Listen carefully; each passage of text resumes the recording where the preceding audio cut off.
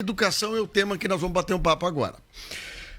Ontem nós tivemos aqui o pessoal da Secretaria de Educação, falamos sobre volta às aulas, nós temos ainda algumas salas de aula em pequeno tamanho, por isso que a Secretaria Municipal de Camaquã resolveu ainda fazer em algumas turmas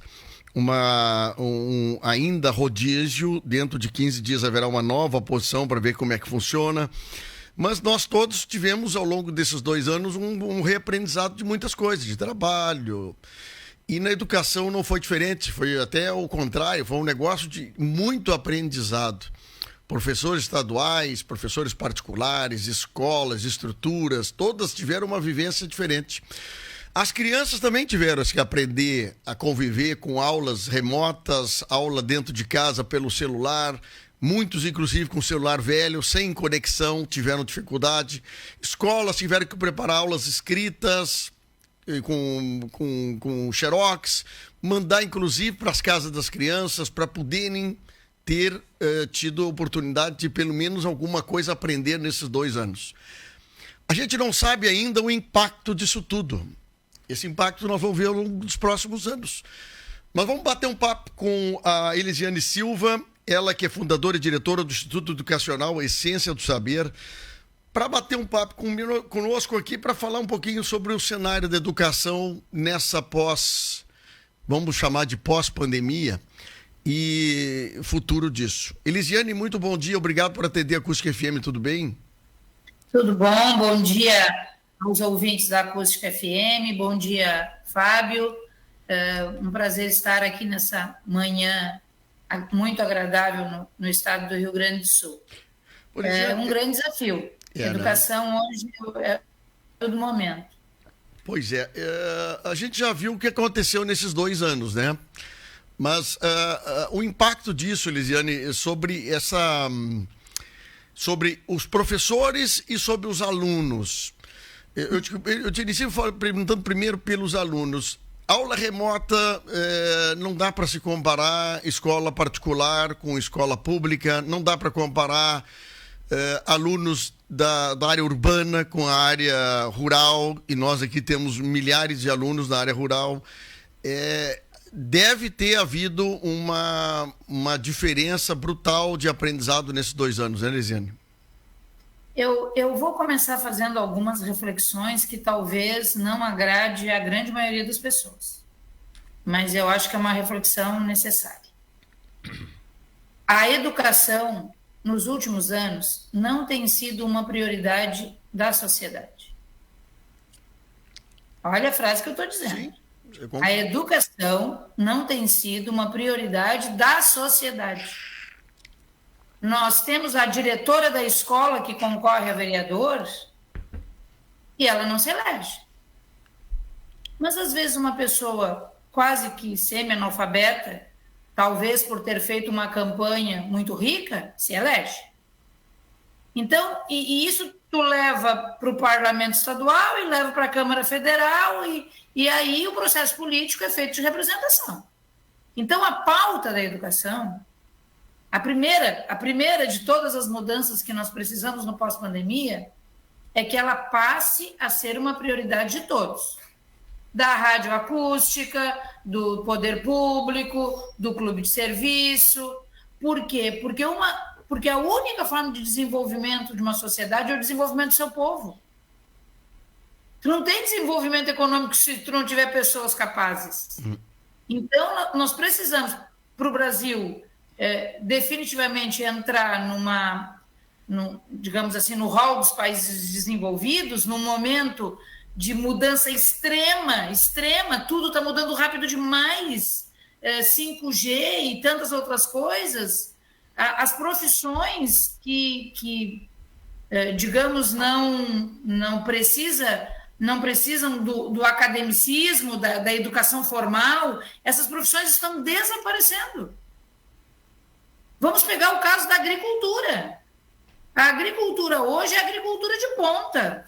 Tem um computador e um sensor dizendo se tem que regar, se não tem que regar, quanto de potássio, quanto de sódio, e o trator se guia por GPS. Então, a educação precisa ser a grande pauta nacional. E eu estou falando isso num ano que nós teremos eleições. Então, inicia por dizer isso. Yeah. Com relação... Posso... Não sei se... Eu concordo. Fugiu a palavra que eu ia dizer. Tu escolher uma pessoa para ser um vereador ou para ser um deputado, ele tem que representar o que eu gostaria que acontecesse, né? Então, um candidato clientelista, assistencialista, ele me representou, ele me fez um serviço, me atendeu num determinado momento que eu precisava e eu parece devendo um favor para ele. Mas quando nós vamos para as câmaras estadual e federal, ele tem que ser uma pessoa que pense acima com uma projeção de futuro para mim, para minha família, para meus amigos, para meus colegas. E essa é uma questão de percepção. E a gente... eu acho, Elisiane, assim, que é uma questão interessante que tu falasse. E não é dizer que pessoas sem escolaridade não podem estar em cargos. Mas quando tu põe numa discussão profunda de planejamento de futuro, essas pessoas têm que estar habilitadas para discutir o futuro. Não ser apenas um voto de concordância dentro de um parlamento que muitas vezes tem grandes interesses envolvidos e o meu voto vai ser apenas um voto de amém para um lado ou para o outro, porque eu não tenho senso de compreensão da profundidade. Não sei se me fiz entender. Não, eu vou pegar esse teu gancho, porque eu acho que isso é fundamental para nós falarmos de educação. E, inclusive, se nós esgotar nossa pauta hoje, nós voltamos depois para falar do pós-pandemia. Okay. Mas isso é o início da nossa conversa, tem que ser. Pega essa tua fala. É óbvio que todas as pessoas e todo cidadão brasileiro tem direito a estar no processo político. E essa representação, ela é muito legítima, né? Paulo Freire dizia que tem saberes diferentes. Não tem pessoa que não sabe nada, tem saberes diferentes. Então, a pessoa pode ser analfabeta e ser extremamente sábia. Extremamente sábia. O que eu quero a reflexão da sociedade é que lá num corte horizontal do parlamento tem o empresário, tem o comerciante, tem o médico, tem o assistencialista e não tem o professor. Então, um parlamento, ele tem várias possibilidades. Poderia e pode até ter a pessoa que não tem escolaridade, pode até ter o clientelista, mas dificilmente a gente consegue encontrar o professor. Então, e não é por falta de serviço prestado para as comunidades. Né?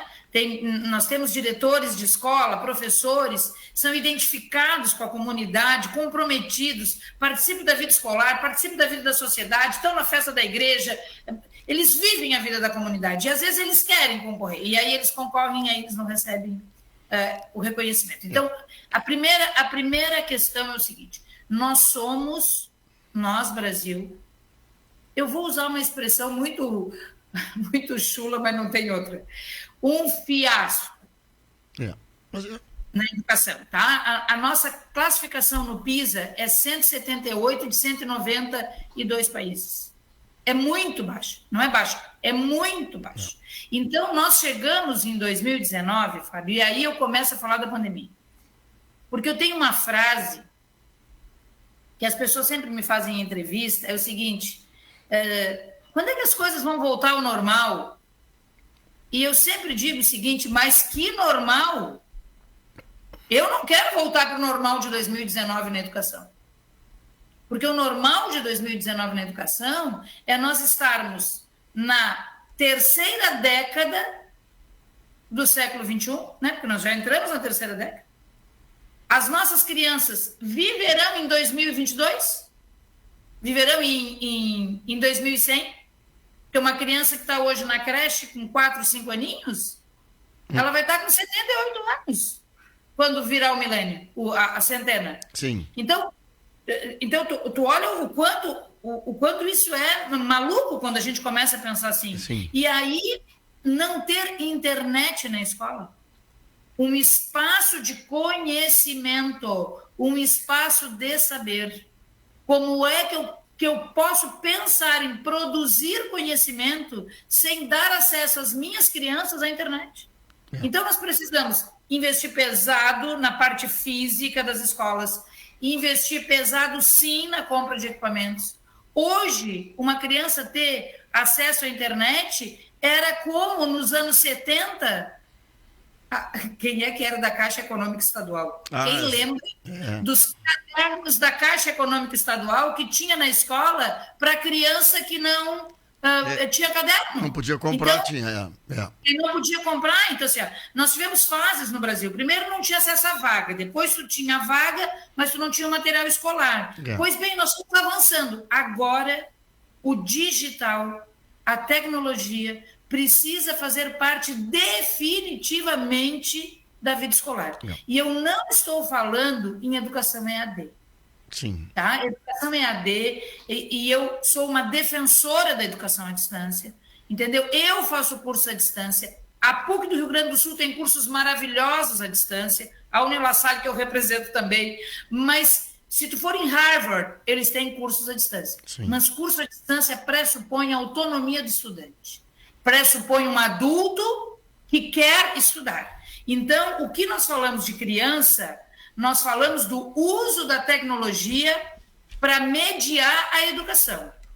Então, se a criança ama estar no virtual, porque, não sei se tu tem filhos pequenos... Tenho de 26 e 20 anos.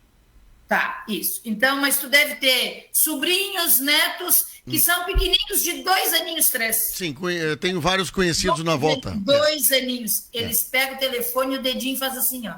Eles já sabem o que tem que fazer.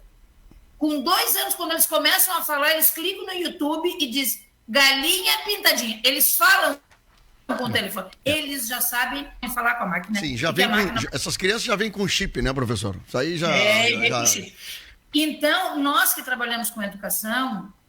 O interesse da criança é a primeira, digamos assim, é o primeiro gatilho da aprendizagem. A criança tem que querer. E a criança, ela é um bichinho curioso. Então, eu não posso pensar que uma criança não gosta de ir para a escola. Tem pais apavorados, os filhos de 6º, 7º ano, o meu filho não gosta de estudar. Não. Ele não é que não gosta de estudar, é que a aula é chata mesmo. Abra na página 23. Quem vai ler o texto? Leia o texto, responda as 3 perguntas. Não, né, gente? Não tem mais espaço para isso. Então, se tu abrir um Google Earth na frente de uma criança, se tu, num outro momento, nós vamos mostrar os aplicativos aqui para os nossos ouvintes aí da Rádio Acústica. Mas nós temos um aplicativo, e aplicativos gratuitos. Não estou falando de vender coisa paga. Aplicativos gratuitos, que a criança entra e ela consegue localizar a sua casa. Que ela consegue tirar uma foto da planta do jardim dela e descobrir o nome daquela planta, qual é a composição, para que ela serve. Sim, Então, o que nós precisamos no pós-pandemia é que a tecnologia passe a integrar a vida da escola. E aí os nossos gestores têm que correr contra o tempo. Como é que faz na zona rural? Coloca antena de rádio. Mas olha, aqui na nossa região nós temos uma grande dificuldade, estou falando só pela nossa região aqui, é impressionante, tu passou uma lomba que tem aqui em Camaquã, tu já começa a não ter mais internet. E as grandes operadoras não se interessam porque o público é reduzido. E há projetos, governo federal, governo estadual, escolas todas com internet, prefeituras estão fazendo isso que tu falaste, interligando escolas por rádio, né? Mas às vezes na casa do aluno não tem a internet, né? Então, existe processo, obviamente, tu tem internet, mas é um processo caro. Mas, Lisiane, é interessante a gente falar sobre isso porque o nosso interior, que nós lamentamos muito pelo êxodo rural que está vindo, pessoas vindo morar aqui, pela cidade, tem luz, tem água, tem telefone, tem celular, essas coisas todas. Nós, para fazer a reversão disso, tem que oferecer essas mesmas coisas para o interior, né? E lá, por exemplo, Camaquã, só para ter uma ideia, Camaquã tem 6 mil alunos só em escolas municipais. Quer dizer, nós temos um interior nosso gigante aqui, com alunos no município, atendidos pelo município, né? Então, às vezes, a gente fala assim, numa região, Porto Alegre é uma coisa, mas nós aqui temos o grosso do ensino municipal no interior. Então, é complicado essa gestão toda, mas eu concordo contigo, tem que avançar nesse sentido. Eu vou te dizer o seguinte, Fábio, eu sou uma pessoa que hoje eu moro em Terra de Areia. Sim. 10 mil habitantes, e para quem não conhece a cidade, fica às margens da 101, entre a Serra e o mar. Então eu conheço a realidade dos pequenos municípios. Yeah. Eu não estou fazendo uma fala fácil de quem vive num grande centro. Não, o que eu estou dizendo é o seguinte, na igreja da comunidade do interior, na praça, tem que ter uma antena de internet. E tem que liberar para as crianças, porque hoje a gente pode dizer que essa plataforma, esse site vai conseguir acessar e os outros não. Exatamente. Quer dizer, nós precisamos ter um programa sério e dizer o seguinte, reconhecer. Nós temos um problema? Temos. Mas não dá para dizer, primeiro, que o prejuízo é irreversível. Sim. Eu não gosto dessa frase.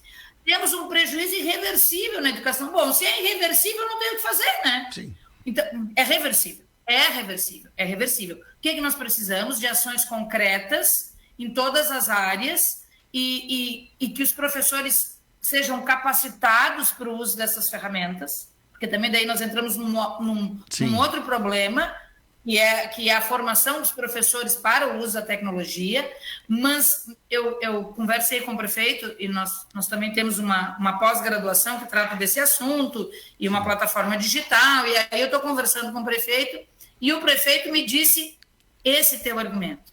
Pois professora, mas aqui o município é pequeno, é rural, né? Aqui, até lá eles tinham poucas escolas, assim, a rede estadual é que atendia mais e tal. Isso ainda não é para nós aqui, foi a frase dele. Eu perguntei, prefeito, qual é a sua profissão? E ele disse para mim, sou contador. Ah, você é contador? Sim, tem um escritório forte aqui na cidade e tal. Quando é que o senhor informatizou o seu escritório? E ele parou, diz ele, 1996. Eu digo, tá bom, não tem mais nada para lhe perguntar. Eu conheci contabilidade feita em ficha, razão e gelatina, hein? Tu imagina só, né? Então, assim, o escritório foi informatizado. A tua rádio, olha o teu estúdio. Nós estamos aproximadamente 400 quilômetros, uma alta qualidade de transmissão. Tu estás acompanhando o que está acontecendo na Ucrânia, tu estás informando para o teu ouvinte o que está acontecendo na capital, na política do Estado, nós estamos aqui debatendo educação e tu estás mediado pelo uso da tecnologia. Muito. Aí a escola, que é o ambiente do saber, giz e quadro e não tem internet e fica quieto, olha para frente. Não, nós temos que... E tenho que fazer, tá, Fábio? Mas eu tô gostando do nosso papo aqui e esse papo vai render outras conversas sobre essa questão de avaliações sobre essas coisas, viu, Lisiane? Porque você que é especialista em educação, tem uma formação em advocacia, né? Diz uma realidade que a gente se prepara para tudo. Mas a escola, o ambiente escolar, ele tem uma dificuldade gigante para se preparar, né?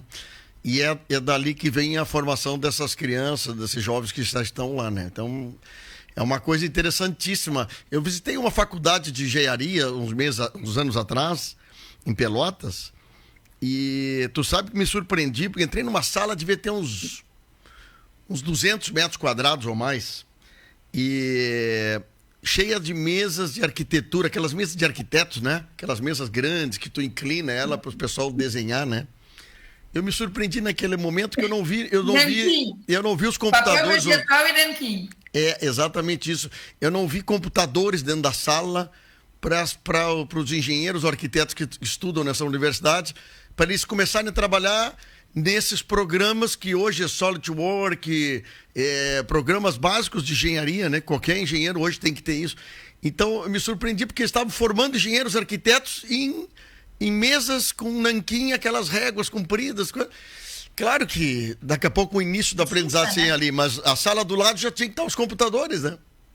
Não, assusta. Eu vou fazer um outro componente.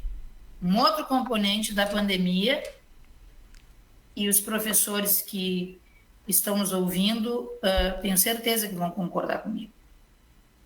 A nossa Constituição diz o seguinte: a educação é um dever da família e do Estado. A educação é um dever da família e do Estado. Então, durante a pandemia, os pais ligavam para os professores: tá, mas quem que vai ajudar o meu filho? Tu? Tu vai ajudar o teu filho. Porque é uma obrigação da família a educação. Então, também tem um outro componente, que é aquele pai que nunca olhou um caderno de um filho, que nunca conviveu com o filho, ele precisou conviver com o filho. Olha que interessante essa minha frase.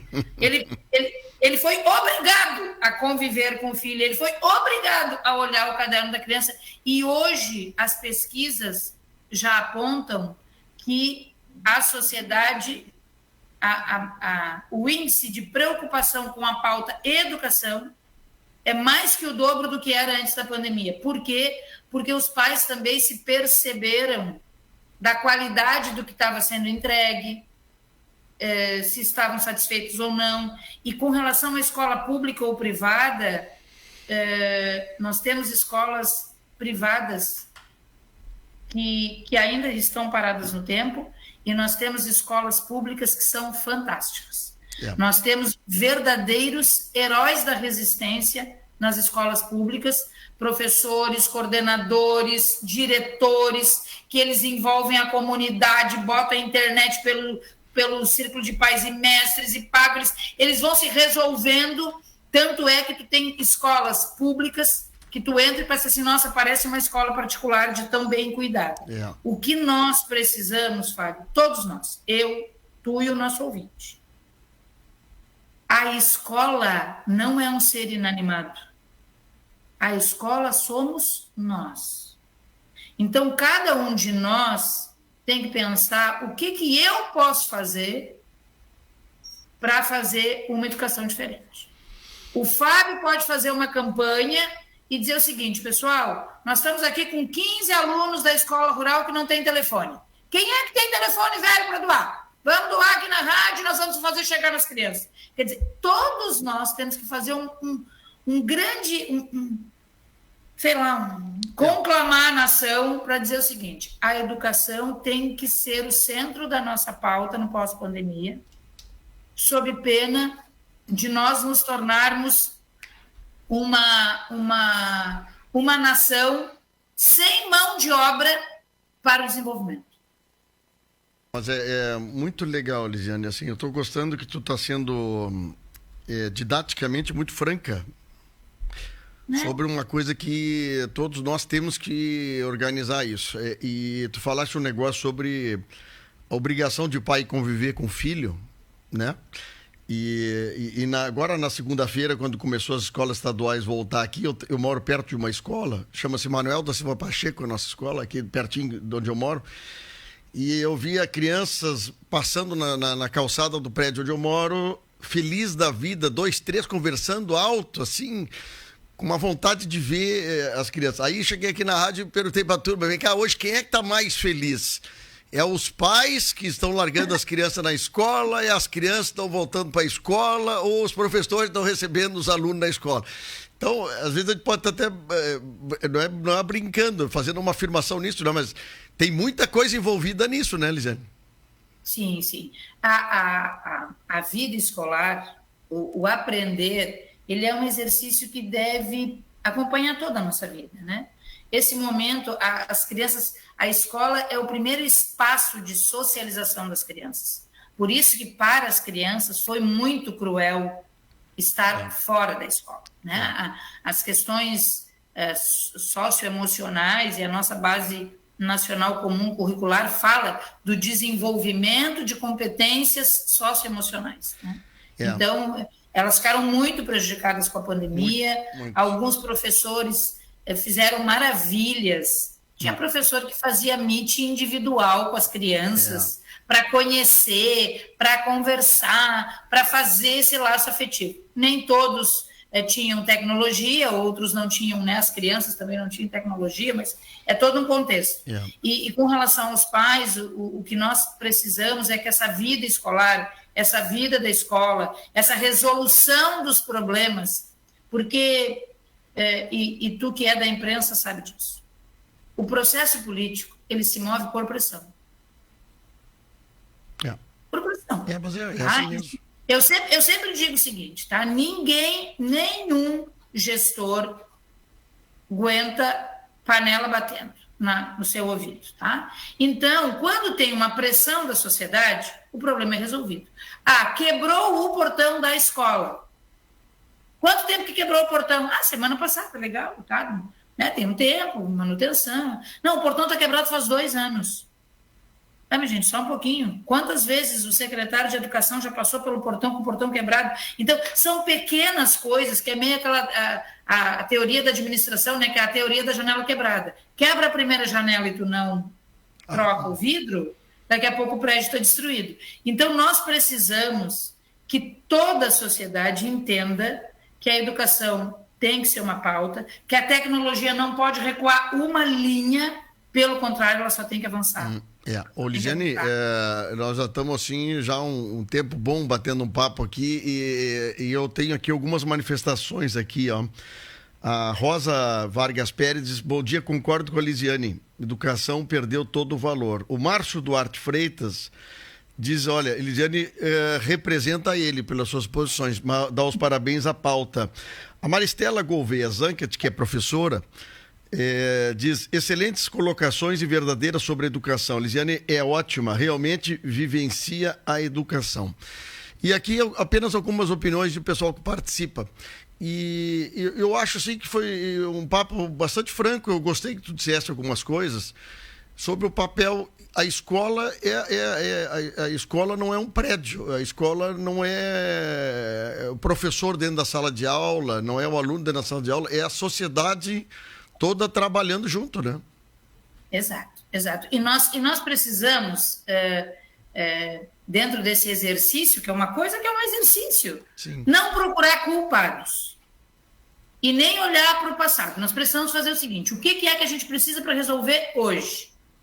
Bom, então vamos ver as ações, mas nós precisamos que a tecnologia faça parte, que os professores recebam a qualificação, que essa qualificação seja algo que respeite o professor, tá? Então, imagina o seguinte, eu estou com 54 anos, nunca mexi num computador, nunca fiz nada, e daí chegam para mim e dizem assim, a partir de amanhã, não é a partir de amanhã, vocês nunca... Então, também precisa ter um tempo de qualificação, de apresentação de ferramentas, de compra de equipamentos. Os gestores podem dizer, não, nós vamos comprar, mas não vai poder ser tudo esse ano que vem. Então, mas nós precisamos iniciar esse processo de levar a educação, por quê? Porque tem uma palavra que vai dominar a educação no futuro, e que já domina, né? Eu estou dizendo assim, dado o nosso atraso, mas ela já domina, que se chama hibridismo. Então, o que é o hibridismo? Eu faço o que é possível com o uso das tecnologias e eu mantenho as atividades presenciais. Só que eu não preciso, Fábio, perder 45 minutos da minha criança copiando um texto do quadro. Aqueles 45 minutos eu poderia estar usando para ele se expressar, para ele dar a opinião dele, para nós fazer um debate em sala de aula. Então, eu poderia mandar o texto pela plataforma, mandar um vídeo pela plataforma, e aí o momento de sala de aula seria um momento para nós fazer um debate, para ter interação, para que a criança tenha uma conduta ativa, proativa. Então, é um novo modelo, porque a criança, enquanto ela está no digital, ela quer estar no digital. A criança já foi. Eu digo sempre para os meus professores, gente, a gente que corra para alcançar eles, porque eles já foram. Eles já foram. O Elisiane da Silva, eu vou fazer o seguinte, nós numa outra oportunidade vamos conversar um pouco mais, vamos abrir, eu gostei desse hibridismo, é isso, hibridismo. Né? Hibridismo. É um termo novo que nós temos que começar a usar, inclusive isso é importantíssimo. Eu gostei muito de conhecer, bater esse papo contigo aqui e nós voltamos a falar a qualquer momento sobre educação. Parabéns aí pelas tuas colocações, viu? Achei boa e tomara que as tuas falas repercutam na nossa audiência.